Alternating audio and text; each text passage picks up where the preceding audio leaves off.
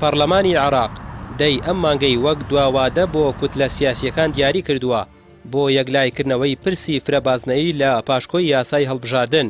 ئەندامێکی پەرلەمانی عێراق ئاشکرای دەکات لەلایەن مەرجەعی باڵای شیعەکان و نەتەوەیەگرتوەکان و شەقامەوە فشار لەسەر پەرلەمان هەیە بۆ پەسەندکردنی پاشکۆی یاسای هەڵبژاردن. دوایین بژاردەی لایەنەکانیش بۆ پرسی فرەبازنەیی دەخاتە ڕوو.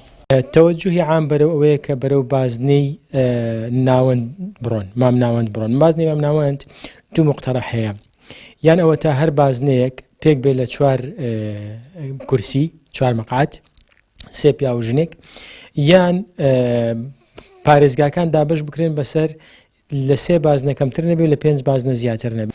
2 پارێزگامان هەیە کە ژمارەی کورسیەکانیان زۆرە بنمونە بەغدا، بەسڕە، مووسڵ. ئەوانە تەوەقع دەکرێت کە لە 5 بازنەش زیاتر بن وەکو حاڵەتێکی تایبەت.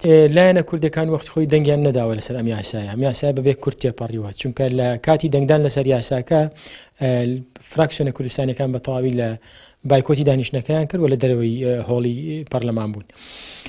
بەڵام زەرەرەکانی مەترسی ئەوە هەیە کە لە ناوچە جێناکۆکەکان کورد بەشێک لە دەنگەکانی لەدەست بدا و کورسی لەدەست بدا.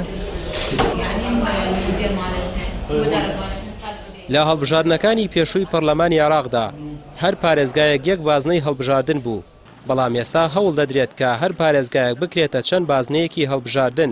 ئەندامێکی پەیمانگای کوردی بۆ هەڵبژاردن پێی وایە فرەبازنەیی لە بەرژەوەندی دەنگدەرە و حیزبەکان ناچار دەکات کاندیدی بەتوانا بپاڵێون.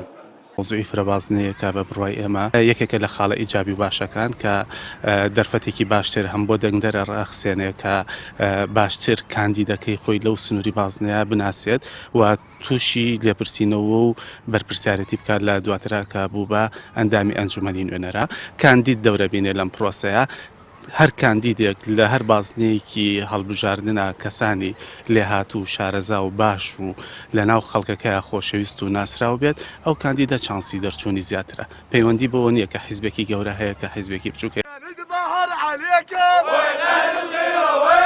لەژێر فشاری خۆپیشاندەران پەرلەمانی عێراق ڕۆژی 29 دوانزەی 2019 پرۆژە یاسای هەڵبژاردننی پەسەند کرد.